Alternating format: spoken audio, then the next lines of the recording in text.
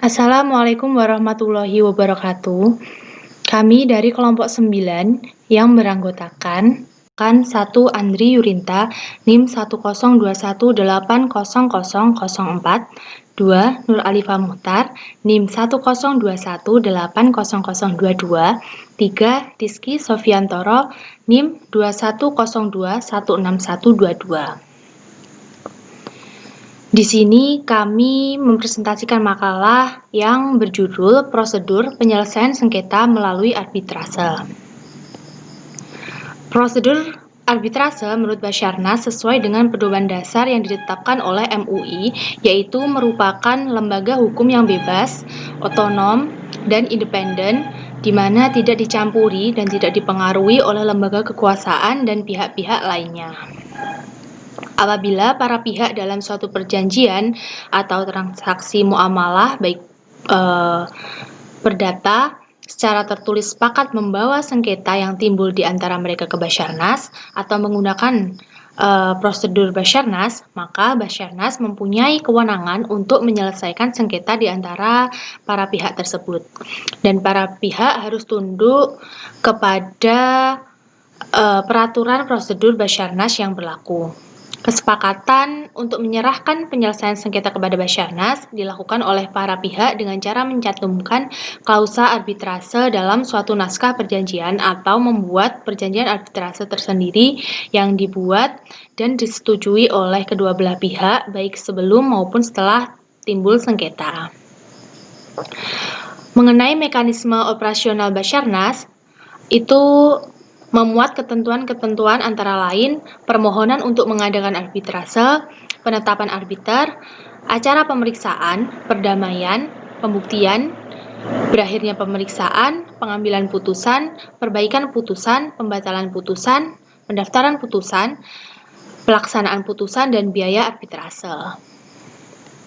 Kemudian mengenai proses pemeriksaan arbitrase, itu diatur dalam Undang-Undang Nomor 30 Tahun 1999 bahwa untuk melakukan pemeriksaan dilakukan secara tertutup dan menggunakan bahasa Indonesia.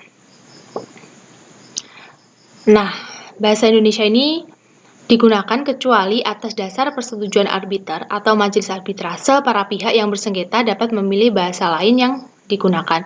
Jadi ketentuannya itu kan menggunakan bahasa Indonesia, tapi apabila kedua belah pihak itu hendak menggunakan bahasa lain, itu juga harus ada penerjemahnya.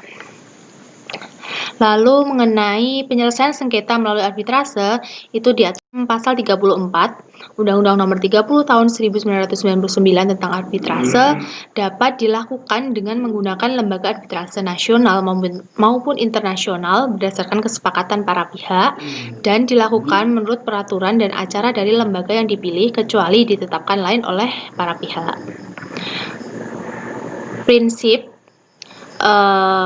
atau asas-asas penyelesaian sengketa melalui arbitrase itu meliputi 1. Semua pemeriksaan sengketa dilakukan secara tertutup. 2. Bahasa yang digunakan bahasa Indonesia.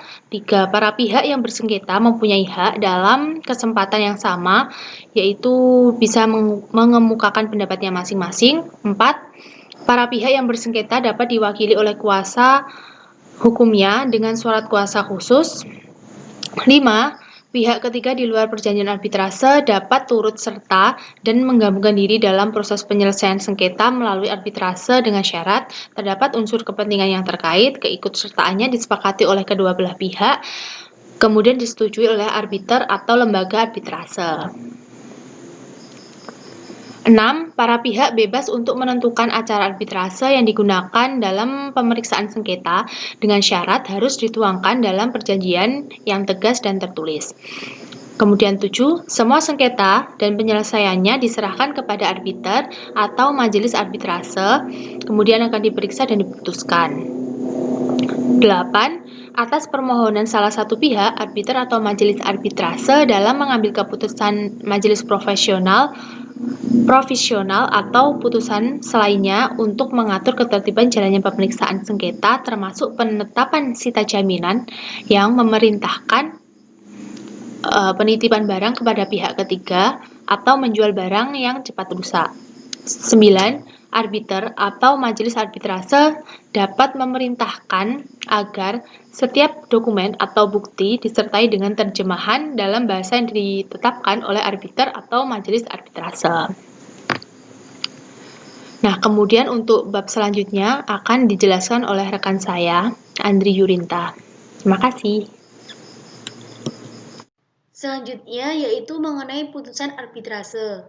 Putusan arbitrase ini berbeda dengan putusan peradilan, di mana putusan peradilan itu dapat diajukan banding ataupun kasasi. Namun putusan arbitrase ini sudah tidak bisa diajukan banding ataupun kasasi karena ini merupakan putusan yang final atau putusan akhir. Selanjutnya, putusan arbitrase ini dibagi menjadi 3, yaitu putusan sela, putusan akhir, dan putusan perdamaian. Putusan sela yaitu pada kondisi ini majelis menetapkan yang menolak masalah yurisdiksi. Namun, jika dirasa ini penting ataupun ingin diselesaikan, maka akan dilanjutkan proses arbitrase, kemudian akan diputuskan masalah ini pada akhir. Selanjutnya putusan akhir. Putusan akhir ini yaitu putusan yang diselesaikan selama 30 hari oleh arbiter. Namun jika ada kendala ataupun hal-hal lain, maka arbiter juga dapat memperpanjang waktu pemutusannya, asalkan ada persetujuan antara kedua belah pihak. Selanjutnya, putusan perdamaian atau persetujuan. Jadi, selama persidangan dan sebelum persidangan, itu arbiter itu berusaha sekeras mungkin agar kedua belah pihak itu melakukan perdamaian. Selain arbiter juga ada pihak-pihak lain yang akan membantunya. Selanjutnya yaitu pembatalan putusan arbiter. Jadi putusan arbiter itu dapat dibatalkan dengan beberapa hal yang menyebabkannya. Hal ini diatur dalam pasal 643 RV. Yang pertama yaitu putusan itu melampaui batas-batas perjanjian arbiter. Kedua, putusan itu diberikan berdasarkan suatu perjanjian arbiter yang ternyata tidak sah atau gugur demi hukum. Yang ketiga, putusan itu telah diberikan oleh arbiter yang tidak berwenang memutus tanpa kehadiran arbiter lainnya. Yang keempat, putusan itu mengandung hal-hal yang sama lain saling bertentangan. Jadi, putusan itu mengandung hal-hal yang saling bertentangan. Yang kelima, arbiter telah lalai memberikan putusan tentang satu atau beberapa hal yang menurut perjanjian arbitrase diajukan kepada mereka untuk diputus. Yang keenam, arbiter telah melanggar prosedur hukum acara arbitrase yang harus diakui dengan ancaman kebatalan. Selanjutnya telah dijatuhkan putusan berdasarkan surat-surat yang setelah putusan itu dijatuhkan diakui sebagai palsu. Jadi ternyata setelah putusan itu dijatuhkan ada beberapa surat yang diakui bahwa surat-surat itu adalah surat-surat yang palsu. Selanjutnya setelah putusan diberikan surat yang ada beberapa pihak yang ternyata menyembunyikan surat. Surat dalam arti di sini yaitu tanda bukti atau tanda yang merupakan tanda bukti dari pada saat sidang. Jadi ternyata ada surat-surat yang disembunyikan oleh para pihak agar misal dia akan melakukan kemenangan seperti itu. Nah, selanjutnya yaitu putusan didasarkan pada kecurangan atau ada iktikat jahat selama jalannya pemeriksaan. Nah, setelah putusan itu dikeluarkan, ternyata ada kecurangan dalam hal pemeriksaannya. ada iktikat jahat dari beberapa pihak. Nah, hal ini juga dapat memicu pembatalan dalam putusan arbitrase. Nah, itulah beberapa hal yang menyebabkan pembatalan putusan arbitrase.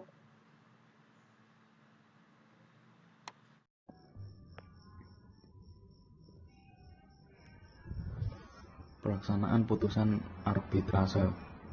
Pasal 59 Undang-Undang Arbitrase menyatakan bahwa dalam waktu paling lama 30 hari terhitung sejak tanggal putusan diucapkan, lembar asli atau salinan otentik putusan arbitrase diserahkan dan didaftarkan oleh arbiter atau kuasanya pada panitera pengadilan negeri. Penyerahan dan pendaftaran dilakukan dengan pencatatan dan penandatanganan pada bagian akhir atau di pinggir putusan oleh panitera pengadilan negeri.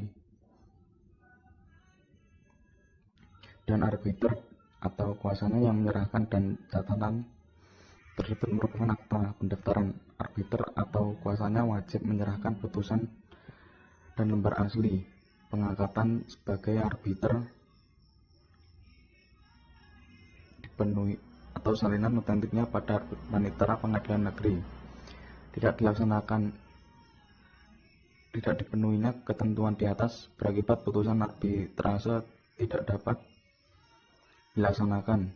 Putusan arbitrase bersifat final dan mempunyai kekuatan hukum tetap dan mengikat para pihak. Dalam hal para pihak tidak melaksanakan putusan arbitrase secara sukarela dan putusan dilaksanakan berdasarkan perintah Ketua Pengadilan Negeri atas permohonan salah satu pihak yang bersengketa. Perintah kedua Pengadilan Negeri diberikan dalam waktu paling lama 30 hari setelah permohonan eksekusi didaftarkan pada panitera Pengadilan Negeri. Ketua Pengadilan Negeri sebelum memberikan perintah pelaksanaan memeriksa terlebih dahulu apakah putusan arbitrase memenuhi ketentuan pasal 4 dan pasal 5 serta tidak bertentangan dengan kesusilaan dan ketertiban umum. Dalam hal putusan arbitrase tidak memenuhi ketentuan tersebut, Ketua Pengadilan Negeri menolak permohonan pelaksanaan eksekusi dan terhadap putusan Ketua Pengadilan Negeri tersebut tidak terbuka upaya hukum apapun. Ketua Pengadilan Negeri tidak memeriksa alasan atau pertimbangan dari putusan arbitrase. Perintah Ketua Pengadilan Negeri ditulis dengan lembar asli dan salinan otentik putusan arbitrase yang dikeluarkan. Putusan arbitrase yang telah dibubuhi perintah Ketua Pengadilan Negeri dilaksanakan sesuai ketentuan pelaksanaan putusan dalam perkara perdata yang putusannya telah mempunyai kekuatan hukum tetap. Sekian, terima kasih.